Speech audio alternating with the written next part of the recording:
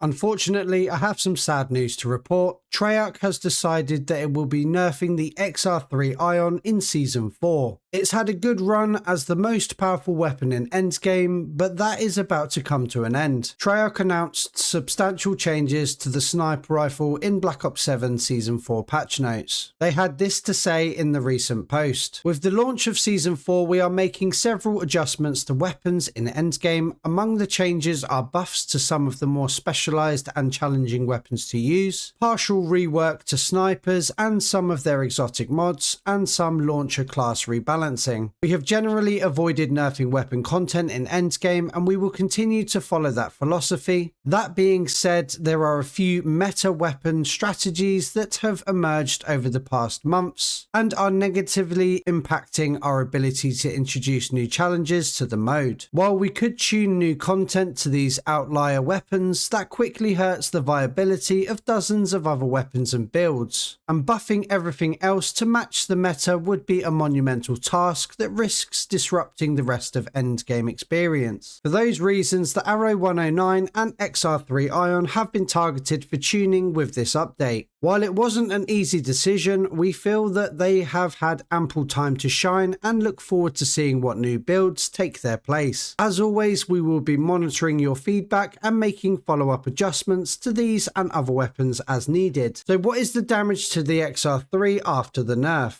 Headshot damage has been reduced by 36%, neck damage has been reduced by 25%, but upper torso damage was increased by 27% and lower torso damage was increased by 40%. The explosive bullets utility bonus for the Ion also received the nerf. Inner explosion damage was reduced by a whopping 48%, with outer explosion damage has also been reduced by 45%. So what does that all mean? Well, the Ion will now do more damage to the upper and lower torso, but its insane headshot damage and explosive bullet damage have both suffered huge nerfs, and these are what made it stand out for so long. I completely get it, but I think this is a disappointing decision for Treyarch to come to. You could even argue that they have nerfed the fun here with this one, in my opinion. At the end of the day, Endgame is a PvE mode, and it doesn't hurt anyone to have the odd broken weapon or two in the game. I think my biggest issue with this is that it's all well and good nerfing the most powerful weapon in the game, but nearly everything else feels like a pea shooter, so now we're left with an arsenal of weapons that are all quite frankly quite mid. If I was the one making the decisions at Treyarch for Endgame, which clearly I'm not, I'd have given the Ion a much smaller nerf but buffed more weapons around it to at least encourage players to go out and experiment and use other weapons offered in the game. Right now I can't think of a single weapon that even comes close to the Ion. I would of course said the Arrow 109 launcher, but that's also been attacked and nerfed in the patch notes as well. The reboot remains a good option, and pistols will see a buff heading into Season 4, so that will be one to watch out for. There is also a suggestion in the patch notes that the grenade bullets will be available on the standard 1911, so I'll be trying to get those on the Akimbo 1911s. Pistols are really the only category seeing buffs in the upcoming update, with a 20% increase of damage across all 4 pistols after combat rating 10 and 25% increase in damage range also after combat rating 10, so they'll be worth testing after the update has rolled out. The remaining sniper rifles, so the Strider 300, Hawker HX, VS Recon and Shadow SK, have all had their headshot damage increased by 33%, which is great, but they still won't be anywhere near where the Ion was sat. Overall, I have to say I am disappointed in this decision by Treyarch. As I said earlier in the video, I would have rather have seen them buff the other weapons in the game. But as soon as Season 4 begins, I'll be testing and trying to find the next meta for the mode. As of right now, it appears that the other sniper rifles and pistols are the only categories to receive buffs, but on paper, they don't sound huge, but like I say, I'll be doing lots of testing to find out the next broken build, so Treyarch can nerf that in the next update. Before doing any testing, I'd say the reboot /1911 and the Warden 308 Akimbo explosive builds might be the next big thing, but we'll have to wait and see. They have stated that they are monitoring feedback about these changes, and the response I've seen has been hugely negative towards these changes to the XR3 Ion and the Arrow 109, and honestly, rightly so. So if you want to give Treyarch feedback, I'd recommend commenting on their posts on social media, but always keep it respectful. Let me know what you think of these changes in the comments down below. So, sorry to be the bearer of bad news this morning guys, but I'm still very excited for Season 4 and the content it has to offer. There is some fantastic new content coming and I'll be uploading videos covering all of it, so make sure you are subscribed so you don't miss out. I have a Discord server filled to the brim with Endgame players, so if you're looking for teammates or just want to discuss Endgame further, the link is in the description below. You can now also become a GNG Warzone member and support the channel. You'll get exclusive badges, emojis, access to a member-only chat room in the Discord server, and other benefits like offline games with me each week, where I help people through the tougher aspects of Endgame. So if you want to support the channel that little bit more, you can. As always, thanks for watching and have a great day.